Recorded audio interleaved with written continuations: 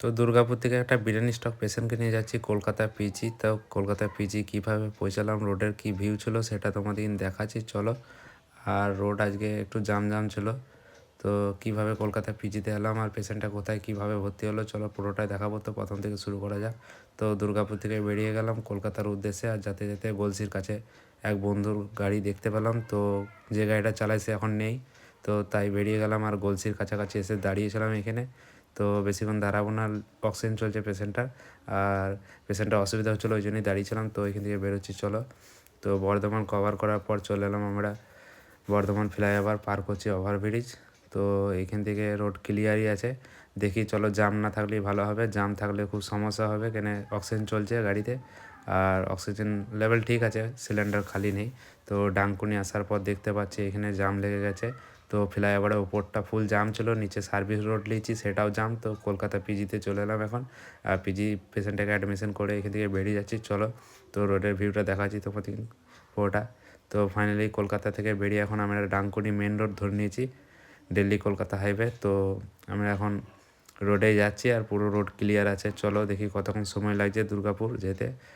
তার আগে কোনো একটা হোটেলে দাঁড়িয়ে খাওয়া দাওয়া করে নিতে হবে, কেন অনেক রাত হয়ে গেছে, এখন রাত্রে 12:30 বাজছে, ডানকুনি কভার করছি।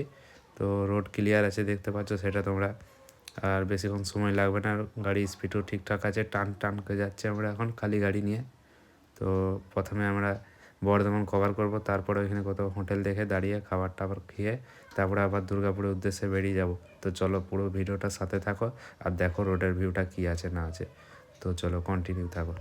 তো দুর্গাপুর যেই হসপিটালে পেশেন্টটা ভর্তি ছিল সেইখানে চিকিৎসা সেরকম হয়নি, তাই ওরা পয়সা বের করে, খুব গরিব পার্টি। তো এখান থেকে তার জন্য বেরিয়ে গেলাম আর কলকাতাতে পেশেন্টটা ছেড়ে এখন ব্যাক করছি। তো অনেকটা সময় লেগে গেল, তো অনেক রাত্রে বেরিয়েছিলাম, 8:30 9টা সময় করে বেরিয়েছিলাম কলকাতা, আর এখানে 11টা 11:30 প্রায় 3-4 ঘন্টা লেগেছে, আরও বেশি টাইম হবে, টাইমটা ভুল বলছি। তো চলো দেখতে পাচ্ছ একটা রাজস্থান গাড়ি যাচ্ছে, আর রাজস্থান গাড়ির লুকই আলাদা হয়। তো অনেক গাড়ি এইদিকে চলে এসেছে আর এখন পালসির টোল পার করছি, দেখতেই পাচ্ছ সামনে পালসির টোল। তো পালসির টোল পার করার পর আমরা শক্তিগড় প্রবেশ করব। শক্তিগড়ে এত রাত্রে দাঁড়াবো না, দিনবেলা এলে দাঁড়াতাম। তো শক্তিগড়ে এমনিতেই খুব কমই দাঁড়ায় এখানে। তো দেখতেই পাচ্ছ টোল পার করার পর আমরা মেন রোড ধরছি, আর এই যে শক্তিগড়ের সব ফেমাস দোকান, এখানে সব প্রচুর ভিড়ভাট্টা হয়, গাড়ি ঘোড়া সব কলকাতার উদ্দেশ্যে যারা যায় তারাও দাঁড়ায়, আর যারা আসানসোল যায় তারাও দাঁড়ায়। তো ফাইনালি চলো শক্তিগড় পার করার পর আমরা আলিশা ফ্লাইওভার কভার করছি, আর আলিশা কভার করার পর আমরা বর্ধমান নবাবহাটের কাছাকাছি চলে আসবো।